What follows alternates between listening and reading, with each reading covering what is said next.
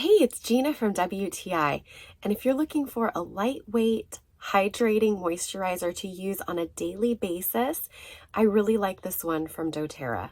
It's with the Verage line. I use it after a toner and a couple different serums, and I really like how lightweight it is and that it's non-greasy.